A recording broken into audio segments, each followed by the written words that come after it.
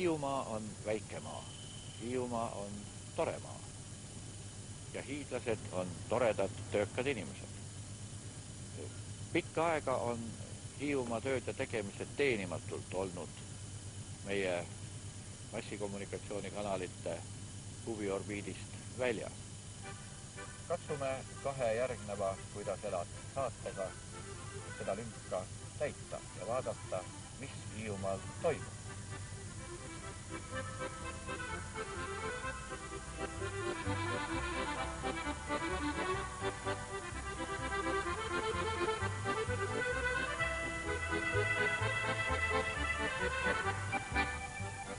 Toimus aga 10., 11. ja 12. juulil tõesti palju. Kalurite päev, aasta suurim laas, tänavakorvpall, külapäevad, väike õuletund, avati TV1 saatja Hiiumaal ja nii edasi ja nii edasi. Mida üles võtta, mida ja kuidas kahe saate vahel jagada? Proovime seda, head vaatajad, teha koos teiega.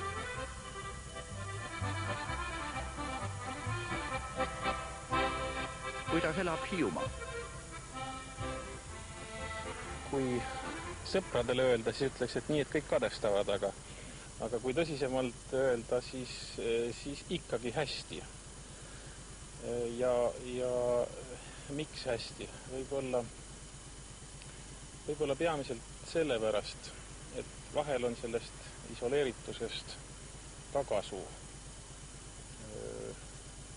Isegi täna, ütleme, kui on panganduskriisid, kui on talse langus, siis Hiiumaal see kõik ei tule nii ruttu kätte, kõik on väikse latensiga ja selle tõttu meid sellised protsessid nii kiiresti ei mõjuta ja vahel juhtub niimoodi, et tuleb pööre paremusele ja me jäämegi mõjutamata. Nii et kõiges halvas on ka head ja nüüd ütleme, et tänasel päeval ma siiski julgeks öelda, et hiidlased vaatavad tulevikku üsna perspektiivitundega ja mõistlikult ja rahulikult. Ei ole niisugust ülearust halamist ja ei ole väga süngeid toone. Olge te õnnistatud ja muidugi palju õnne sünnipäevaks kõik kalurid, kalamehed, kalasööjad, kala armastajad, kala kuivatajad.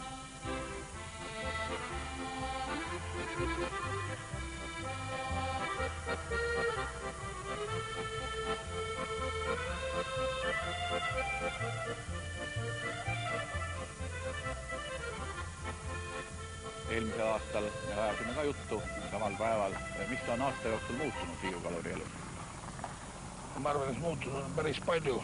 Kõigepealt me oleme nagu natukene edasi läinud oma tootmisnäitajatega selles mõttes, et käesoleva aasta juunikuus, et me jõudsime tasemeni, mis oli 1996. aastal tervikuna. Ehk teiste sõnadega me nagu 2 aasta jooksul oleme oma toodakut kahekordistanud ja läheme siiski, ma arvan, optimistlike tunnetega aasta lõpule vastu. Kuigi eks probleeme on nii nagu igal pool, aga võib-olla areng ei ole toimunud mitte ainult seda, et me oleme rohkem kala püüdnud ja rohkem seda kala töödelnud, vaid on ka terve rida valdkondi, mis on nagu juurde tulnud. Paaditööstus on tulnud sadamate ehitus ja sadamate süvendustööd. Me omandasime või ostsime ära sellise firma nagu Bonsur Shipping, kes on nagu sellel aastal teinud väga tõsist tööd, kuigi ta oli veel möödunud aastal päris raskes seisus. Need tööd on tehtud päris kõvasti ja eks see kalurite päev ongi see päev, kus tahaks tänada neid inimesi, kes siin Hiiumaal on selle asja teinud ja kes igapäevase tööga seda Hiiu kalurit nagu tõstavad. Ja kas on ka mõeldud töötingimuste parandamisele, töötajate eest hoolitsemisele? Jah, kindlasti see on ilmselt probleem, milles me oleme mingil määral veel võlgu oma töötajate ees, kuid näiteks Tagatari tsehhides on valminud uued olmeruumid, mis vastavad juba igati euronõuetele ja Tagatari tehase rekonstrueerimine ja renoveerimine käib edasi, nii et 1999. aastal me tahaksime ikkagi jõuda selle tehasega sellel tasemele, mis vastab nii Euroopa kui nii lääne kui ka ida suunas kõikidele kehtivatele nõuetele. Ja on programmis ka siiski sotsiaalses sfääris veel leida kõiki neid võimalusi, kuidas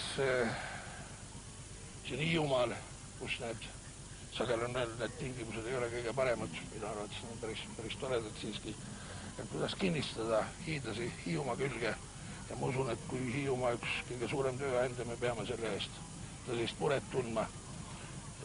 Sügisel 1. septembril lähevad esimesed noored õppima kalanduse erialale Suuremõisa tehnikumi, mis on saanud nagu kalanduse pilootkooliks Eestis tänu meie kokkuleppele selle kooli juhtkonnaga. Ja ma usun, et hiidlane võib saada selle kalandusharidusega Hiiumaal, ilma et ta peaks maantee pealt läbi käima. Ja ma usun, et aja jooksul koos töötingimuste paranemisega Hiiu kaluri kasv Hiiumaal on päris suur. No, meie saate pealkiri on Kuidas elab? Kuidas elab Peeter Palu? Töiselt. Ja ma pean ütlema, et täna on see päev, kus mu puhkus lõpeb.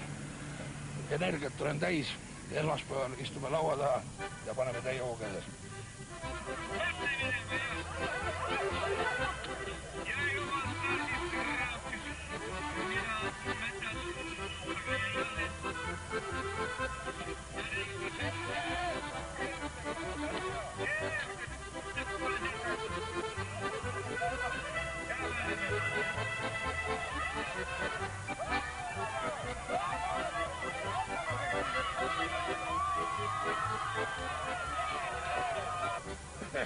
Aga ei juhtu mitte midagi.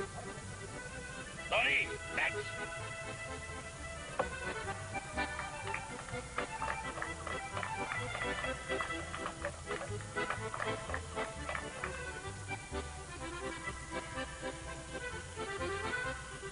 Mida arvati asjast tüdrukute vanemad? See oli komme, see oli niivõrd tavaline asi ja see oli niivõrd loomulik asi, et üldreeglina mitte keegi pahaks ei pannud. Hoopis vastupidi, tüdrukute emad olid väga uhked, kui poisid nende tütarde juures käisid ja olid väga-väga õnnetud, kui nagu poiss ei tulnudki. Ja siis tüdrukud ise ka valmistasid kenasti ette selleks. Aga teisipäev oli pahapäev ehal käimiseks miski pärast, see on see vana maagia. Neljapäev oli hea päev ja muidugi siis laupäev, pühapäev. Aga isad on isad. Muidugi kõikidele isadele see asi ei meeldinud ja siis nad, kellele see meeldib kah, niisugune asi teab, mis juhtub veel. Ja siis oligi nii, et mõni vanamees hästi pahaseks ja tuli poisse minema, peletama ja sõimama ja siis poisid maksid sellistele isadele väga-väga karmilt kätte. Ja see vana Reimann on üles vähendanud, et ühes kohas oli nii, et iga kord, kui poisid tüdrukute juurde tulid, siis vanamees jooksis palja jalu särgi vält voodist välja neid malakaga taga ajama ja poisid korjasid igavese uniku karu ohakaid ja panid eeskotta. Ja siis, kui mölluks lahti läks, vanamees kargas välja, siis palja jalu särgi väel lendas sinna ohakatesse, siis oli lõbu laialt ja mõnikord kättemaksuks siis nendele isadele õpetuseks oli ka sellist tükke tehtud, et vanker oli näiteks katusele tõstetud, katuseharjale, proovi hommikul selle sealt alla saada, siis oli veel üks lugu, oli kirja pandud, et ühel saunikul veeretati suur kivisaun. Ja ega muud moodi seda kivi enam välja ei saadud, kui tuli sein lahti lammutada, siis alles said nad kivi selle välja veeretada. Selline ütlemine oli, et patuks ei peetud, öeldi nii, et täkkhobuse pahanduse peale minemisel ega poiste koerustükkidele trahvi ei ole.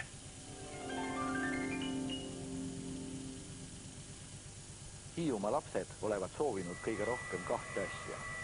Silda saare ja mandri vahele ning näha TV1 programmi. Laupäeval täitus üks osa nende soovist. Lindilõiks käsid läbi maavanem Tiit Laja ja TV1 peadirektor Oleg Sõnajalg. Hiiumaa on meie jaoks oluline punkt, sest siin küll elab aastaringselt võib-olla tõesti mitte nii väga suur arv inimesi, aga see on Eestis üks vaieldamatult atraktiivne koht, kus liigub väga palju inimesi ja üldse meie saatjate võrgu planeeringus on ka väga oluline osa selles, et oleks kvaliteetselt üle iga piirkonna TV1 nähtav. Ja see on nüüd siis, võiks öelda, viimase etapi avalöök. Siit edasi läheme Haapsalusse, nädala pärast avame Haapsalu saatja ja sealt juba edasi Kesk-Eesti võimsa saatja avamiseni. Kuidas see pilt nüüd TV1 stuudiost jõuab hiidlase televisioonikasti? Ja see tee on väga põnev, sellepärast et see on oluliselt erinev teistest meie konkurentidest. Tallinnast läheb pilt stuudiost ülesse võimsa maajaama kaudu satelliidile, mis on 35 000 kilomeetri kaugusel maast. Sealt uuesti tagasi Norrasse, Nittendali, seal digitaalselt protsessitult uuesti satelliidile ja veel kord alla siis juba Hiiumaale. Hiiumaal võetakse see vastu ja saadetakse läbi juba eetri siis televiisoritesse. Nii et kilomeetreid oi kui palju? Neid on jah, 100 000. Saatja on pidulikult käiku antud, lindid läbi lõigatud, aga mida nüüd hiidlane siis nägema hakkab? Hiidlane hakkab nägema Eesti kõige noorema telekanali programmi. Ma ütleksin niimoodi, et see muutub. See muutub sedavõrd, kuivõrd kanalile tuleb vaatajaid juurde, rikkust lisandub ja võin öelda, et see sügisene programm tõotab tulla päris uhke. Ma ei tahaks kõiki nüansse ja saladus ära rääkida, aga võin küll öelda, et me ei piirdu mitte, ütleme niimoodi, teleseepidega. Meil on mõned asjad, mis jätkuvad, neid on päris palju. Eks iga vaataja näeb seda juba täna, mõned väga head ja väga kuulsad sarjad. Miks ma räägin sarjadest?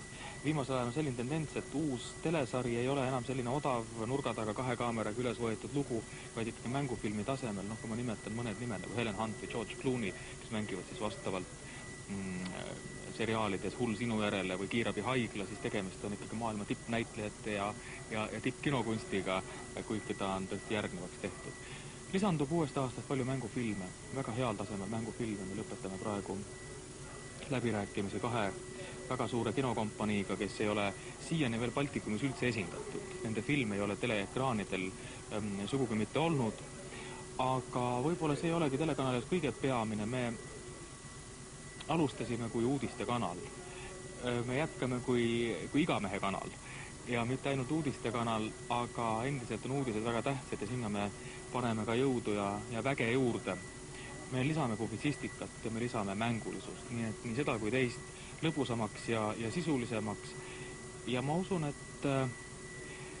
et olles 3 kommertskanalist täna, teie kindlusega öelda, võib-olla ainus sõltumatu selles tähenduses, et seda kanalit tehakse Eestimaal ja need otsused tehakse Eestimaal ja keegi ei ütle meile ette, mida te peate poisid tegema. Ma arvan, et ta pakub ka sisulist alternatiivi just eriti omakeelsetes saadetes ja ta võib olla huvitav mitte ainult hiidlasele, vaid ikka kogu Eestile, ma arvan.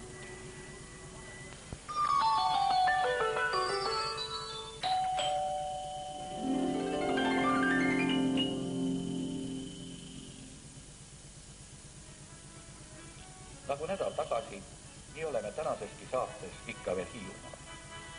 Käime vihmas ja päikeses ringi mööda seda kaunist saart, kohtume vanade tuttavatega, aga leiame ka uusi.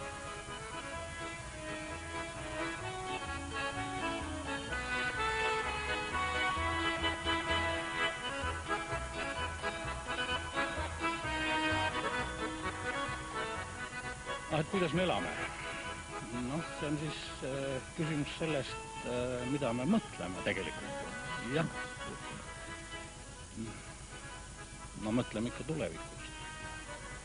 Ma ei mäleta praegu, keegi on ju kenasti need sõnad paberile ka pannud, et mina mõtlen tulevikust sellepärast, et oma alles jäänud päevad kavatsen seal veeta. See tuleviku nägemuse küsimus on vist tänasel Eestimaal tegelikult peaaegu et kõige olulisem. Aga ta on oluline igal pool ja igal ajal. Ja kui me meenutame, siis Piibliraamatus kuningas Saalomoni üks õpetussõnu on niisugune, et kui rahval puudub tuleviku nägemus, siis ta hukkub.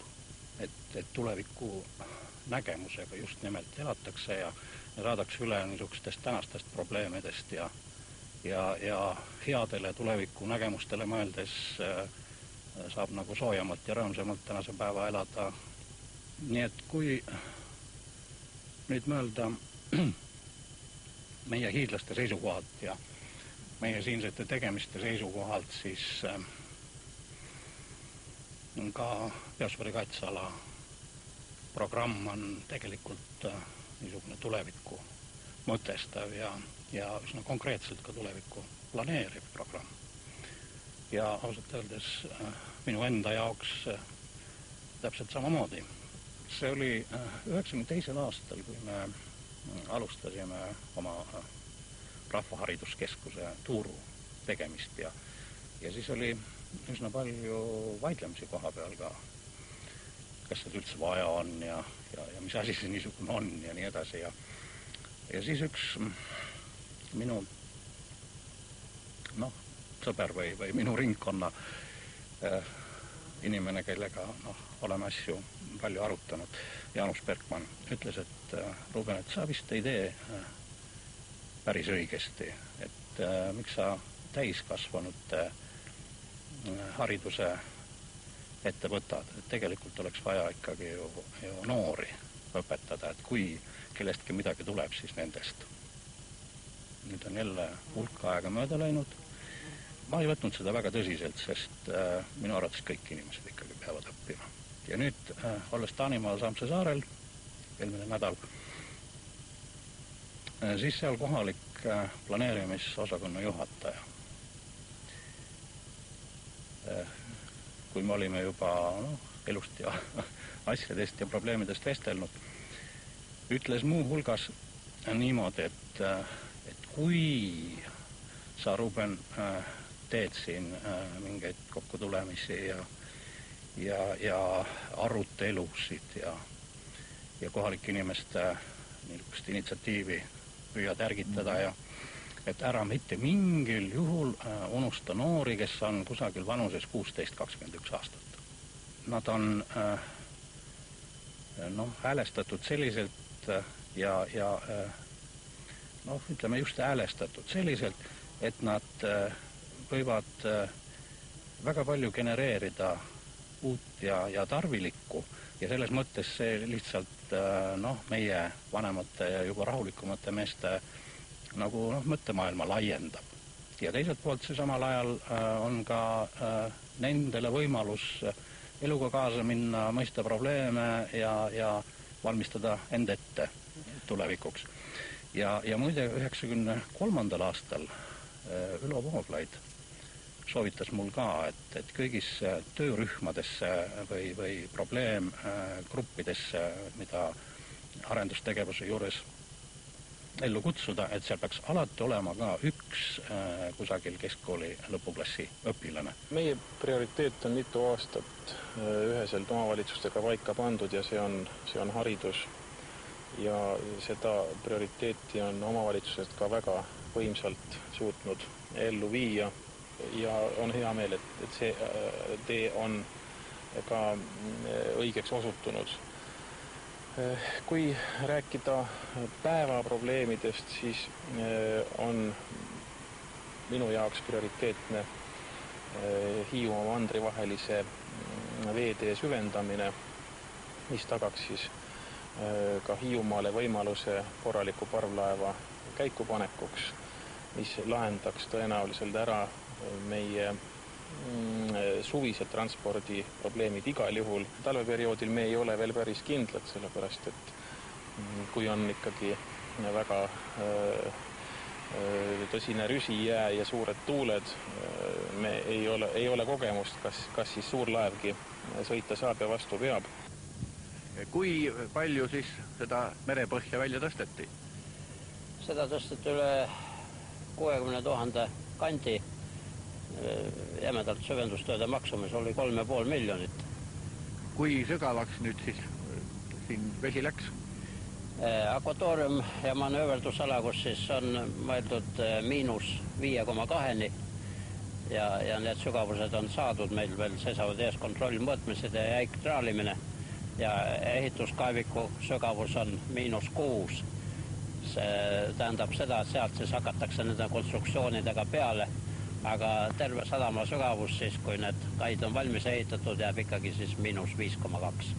No nüüd edasi ongi jäänud siis kai ehitus, see tähendab seda, et sinna kaile tehakse siis nagu alla aluspadi, mille peale pannakse siis vastavad konstruktsioon, L-elemendid antud juhul ja need täidetakse sees siis paekivi libuga või niisuguse ainega, mis siis jääb sellel aastal vajumisele, järgmine aasta tehakse siis pealispind, tähendab asfalt ja kommunikatsioonid.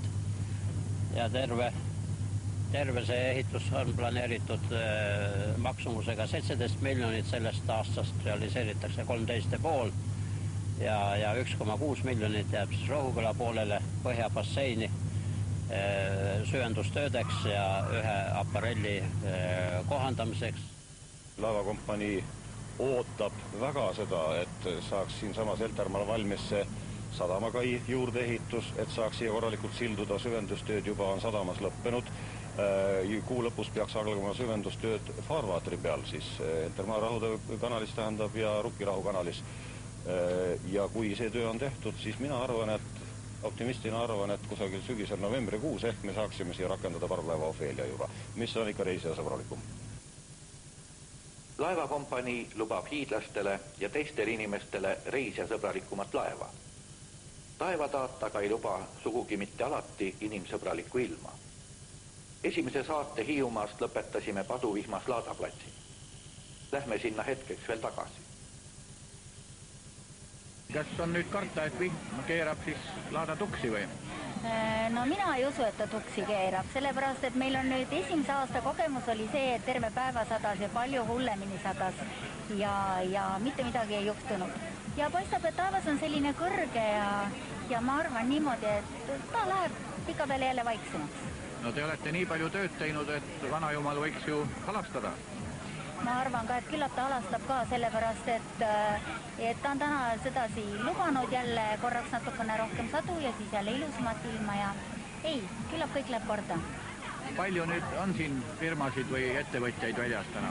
No praegust on üldse meil registreeritud 70 firmat, kes on tulnud Hiiumaale kõik täna. Neid on üle kogu Eestimaa, jah? Üle kogu Eestimaa, jah. Ja palju te arvate, kui palju siis rahvast läbi käib? No me prognoosime küll niimoodi, et arvasime eelmine aasta, et 4-5 tuhat päris kindlasti, ma julgen arvata. Nii et elanike arvu järgi võiks öelda, et pool Hiiumaad? Ja Kärdla, võiks öelda, et ma olen täiesti kindel, et Kärdla linna elanikkond täna kahekordistus. Vihm aga tuli ja jäigi tulema. Tänava korvpalli see aga ei seganud. Palliplatsil ja palliplatsi kõrval kohtasime kõigile eestlastele tuttavaid mehi. Esimene mäng läbi, võidetud? Jah, ja kindlalt.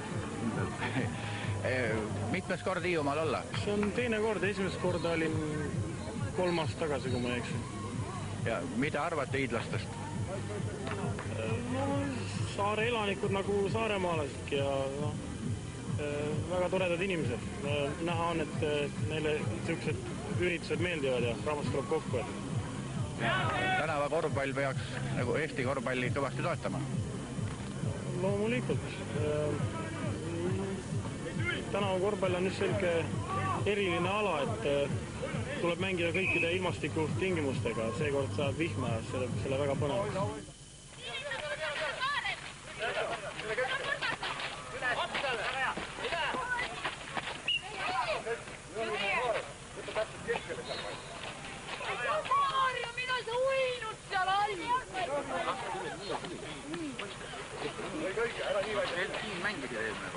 Kiiremini võtta see pall kinni ja viska. Tule, võta inka! Pole kõva teha. Rahulikum on veel, kurat. Poigi kõige nägi.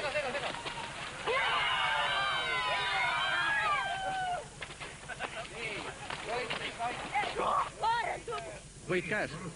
Jah, tuli see. Kui vanad poisid olid? Oi, need oli 85 ja nooremad, siis palju nad on, 13. No Tiit Sokk on ka mõnes mõttes hiidlane. Mõnes mõttes jah, kindlasti. Kui kaua on juba see Kassari elamine? Nüüd saab 4 aastat täis või 5 juba või. Ja see oli juba siis nagu Kreeka ajalgi? Jaa, see oli Tallinni idee.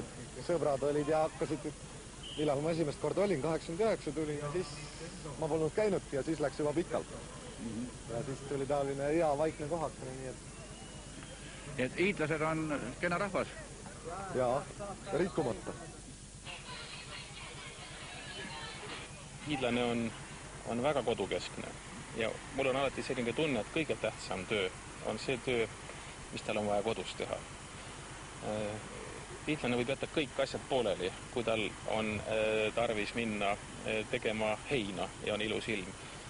Minu arvates väga prioriteetseks on olnud kalapüük, kui ikka sügisesel siiapüügi ajal on õhtul selge vaikne ilm, meri on plekk, siis on mehed kõik kadunud ja on siial, nii et mis puudutab nüüd niisugust põhitöö, välist tööd, siis need on prioriteedid. Kui rääkida nüüd sellest, kus hiidlased peamiselt töötavad, siis jällegi kalandusega seotud firmades kõige rohkem, aga õnneks on üha rohkem ka praegu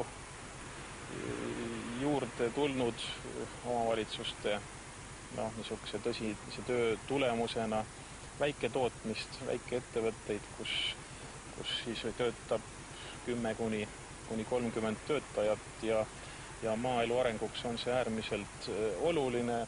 Praegu on situatsioon ülimalt soodne tööhõive alases töös selles mõttes, et viimase 4 aasta jooksul on meil kõige väiksem töötute arv, Hiiumaal registreeritud töötute arv.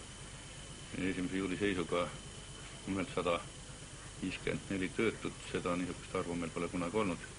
Pluss sellele juurde veel sama palju tööotsijaid, kellel töötustaatus on lõppenud, nii et kuskil 320 ringis 6500 inimesest, see näitab seda, et töötuse protsent on meil kuskil 3,2.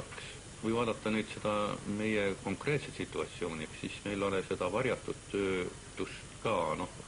Mina isiklikult ei pea tööga hõivatuks seda, ütleme, kuskil Metsakülas elavat inimest, kellel on 1-2 lehma ja seapõrsas.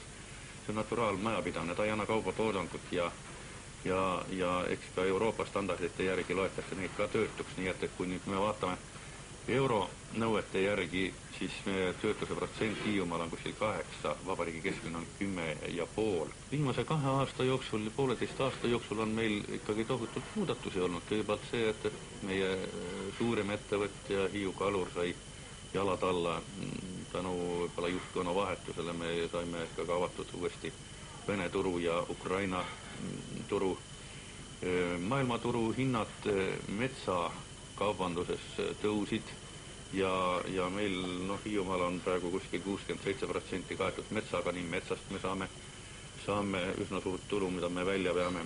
Mis nüüd üldriiklikust seisukohast puutub, siis oleks tarvis tõepoolest, me oleme seda küsimust ka oma kolleegidega Tallinnas tõstatanud, et oleks vaja ühendada siiski ettevõtjate ja riiklikud vahendid ümberõppe korraldamiseks selliselt, et see inimene ei jääks töötuks, vaid juba tema kvalifikatsiooni tõstmine toimuks töötaja koha peal selles kollektiivis, kus ta töötab. milline on kõige huvitavam nendest uutest projektidest? No meie jaoks on kõige huvitavam kahtlemata. Meil on üks Faare projekt jällegi, praegu jooksmas, selle nimi on maaettevõtluse arendamine Hiiumaal ja Saaremaal. Ja selle käigus me tahame arendada ühte sellist mõtet, ideed, mis meil tegelikult on juba aastaid olnud sellise plaanipärase tegevuse sihiks.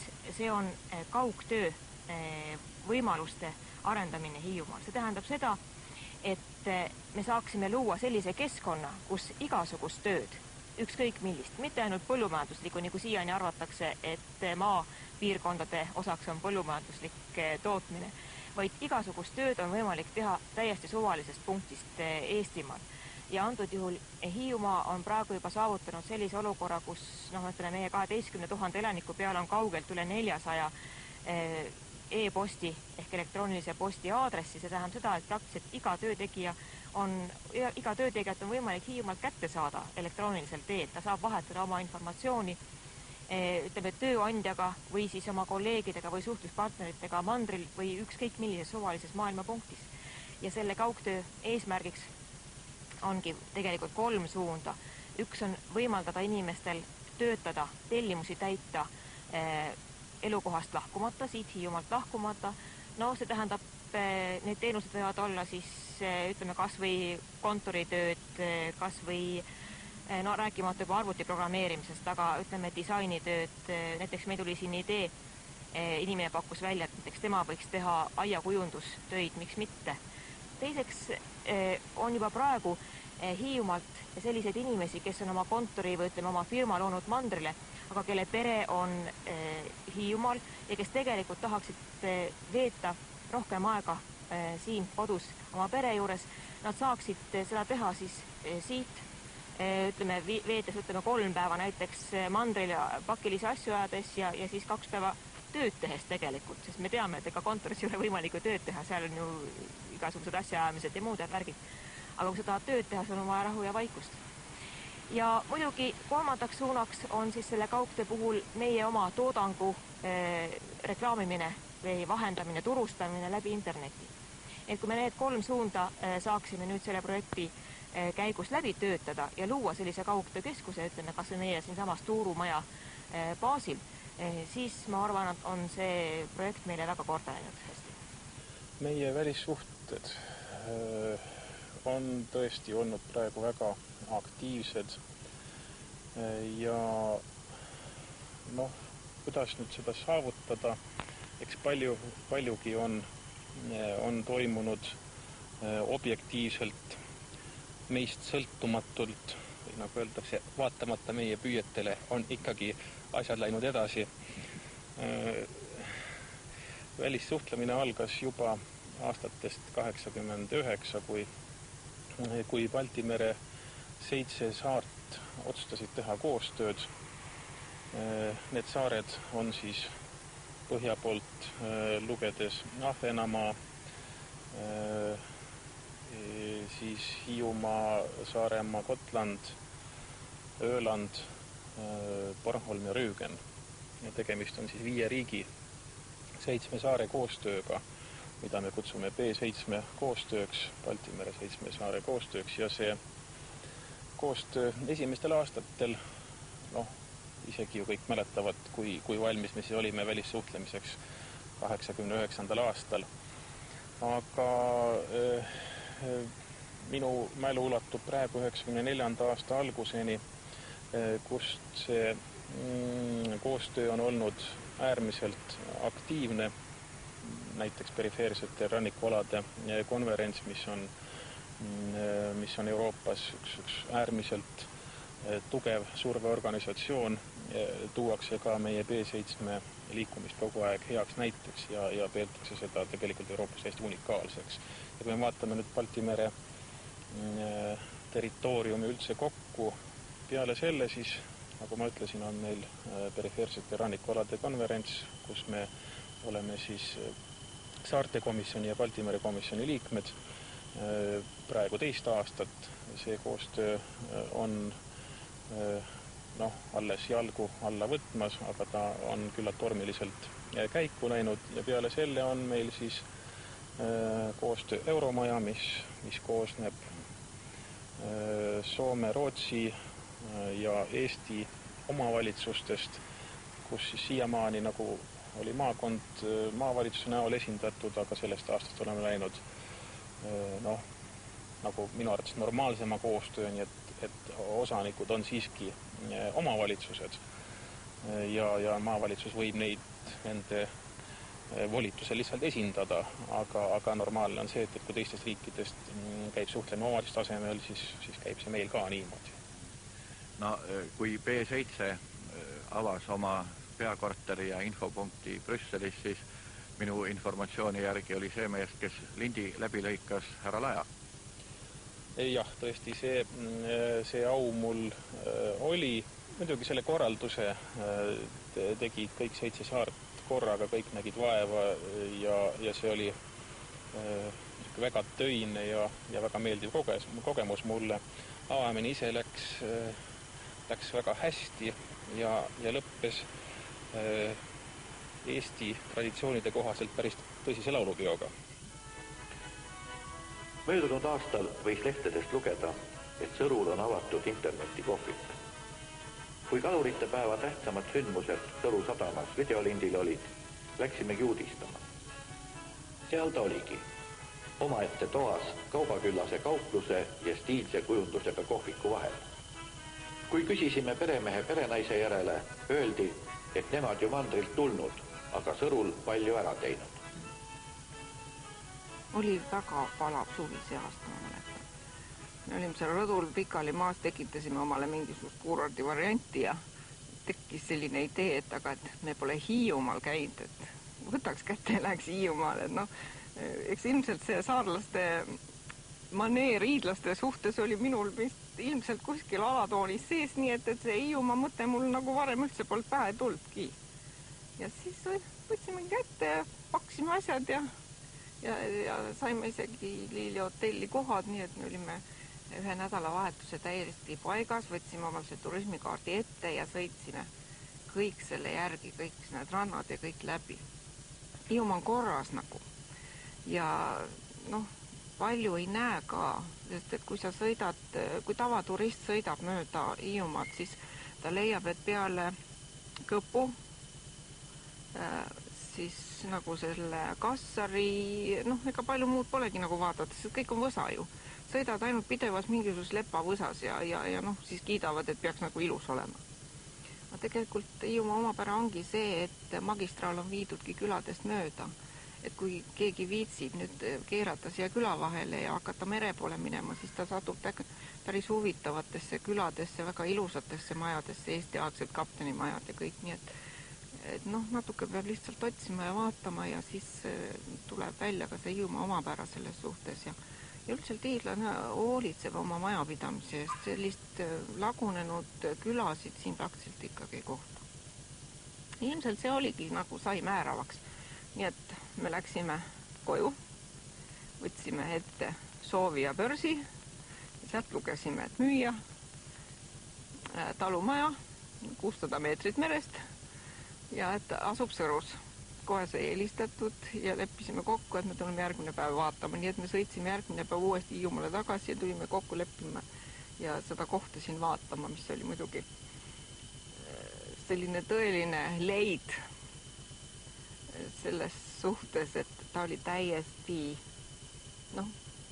5 aastat kasutamata. Siin oli rinnuni, lepavõsa oli siia maja otsani, nii et see maja praktiliselt paistnudki välja, ta oli selline nagu nimetatud uhuaru. Ja siis me tundsime mehega mõlemad, et see on nüüd see koht, kus me peame tulema, et sa saad ise oma tahtmist pidi teha seda, mida sa tahad. Jätad kasvama selle, mis sulle meeldib. Ja ilmselt tänu sellel on ka meie areng olnud selline tormiline, sest et meile ei ole jalgu taha pandud, mis kipub paljudes kohtades olema, et kellegi hästi minema hakkab või keegi midagi teha tahab, siis otsitakse 101 võimalust, et talle ikkagi midagi veel ette veeretada, et see asi ikkagi toimima ei hakkaks. Nii et seda nagu siin ei ole üldse. Emmaste omavalitsuse kohta peaks ütlema küll, et tehke poisid järgi, sellist ei leia te vabariigis kuskilt. need on ikka nii fantastilised mehed ja niivõrd tore kooslus, mis siin eesotsas on. Me oleme oma tegemistega alles poole peal, aga kui me 1,5 aastat tagasi oma uue meeskonnaga siin Vallamajas tööd alustasime, siis me tegime sellise plaani, et teeme iga aasta ühe ristmiku nurga korda. Möödunud aasta alustasime siis selle nurgaga, kus asub Vallamaja, selle mõttega, et ennem kui me hakkame teistele etteheiteid tegema, teeme oma ümbruse korda. Möödunud aasta sisse mahtus siis Vallamaja ehituse lõpule viimine, juurdeehituse tegemine, Vallamaja ümbruse haljastamine, tänavavalgustuse panemine. Sel aastal oleme siis üle kolinud oma töödega järgmise ristmiku nurga peale ja tänaseks on siis valmis saanud uus bussijaama hoone, äärekiviga kõnniteed ja parklad, haljastus ja tänavavalgustus ka siin. Üks hoone veel, mis siiapoole ristmiku nurka jääb, on täna erakätes. Vald müüs selle ettevõttele selle kaubaga, et siia sisse tuleb Emmaste ärikeskus, tänaseks ongi valmis saanud kauplus, sisse on kolinud ka pank ja postkontor, teisele korrusele peaks tulema üks söögikoht. Selle hoone ehitamise tempo on kahjuks raugenud tulenevalt probleemidest Maapangas, aga ma usun, et aasta lõpuks saab ka see hoone korralikuma välimus. Meil on väga hea meel selle üle, et möödunud aastal oli Emmaste vallas loomulik iive plussis, +4 küll, aga ikkagi plussis, ja meie sisse- ja väljarande saldo erinevalt naabritest oli ka plussis. Ju see siis näitab, et Emmastes on võimalik oma eluolu normaalselt sättida ja elada. Meie vahele jääb selline vaatamisväärsus nagu Sõru kaev. Jah, selle kaevu juures oleks ilmselt mõistlik rääkida külaliikumisest üldse, ehkki kaev iseenesest objektina on ka vaatamisväärsus ja tõesti väga huvitav. Aga kui rääkida regionaalpoliitikast üldse, siis külaliikumine omab siin äärmiselt tähtsat rolli. Ja mul on tunne, et kõik regionaalpoliitilised vahendid, mis on suunatud kõikvõimalike projektide ja programmide kaudu, kuhu iganes, et kõige efektiivsem on sealjuures külaliikumine, sest summad kasutatakse ära 100%, nad lähevad õigesse kohta alati, sest summad on väga väiksed, tegemist on tavaliselt 2-3 tuhande krooniga ja kui sellise rahaga taastatakse kas tuulik, kaev, ehitatakse välja korralik kiigeplats, siis on lihtsalt rõõm näha seda, kuidas küla on tugev, kuidas küla tahab ise areneda. Tegelikult need kohad, kus on külaliikumine väga hästi käima läinud, nendes piirkondades on ka probleeme oluliselt vähe. Nendest piirkondadest ei põgeneta mandrile, noored tahavad tulla tagasi ja see on ilmselt üks regionaalarengu tahk, millele võib-olla peaks veel ja veel suuremat tähelepanu pöörama. Kogu meie selle suunalise pingutamise mõte on selles, et arendades maaelu siin Emmaste otsas me tegelikult tegeleme Eesti rahva taastootmisega. Siit tulevad Eesti jaoks tervete närvidega, füüsiliselt terved ja nüristamata vaimuga noored inimesed.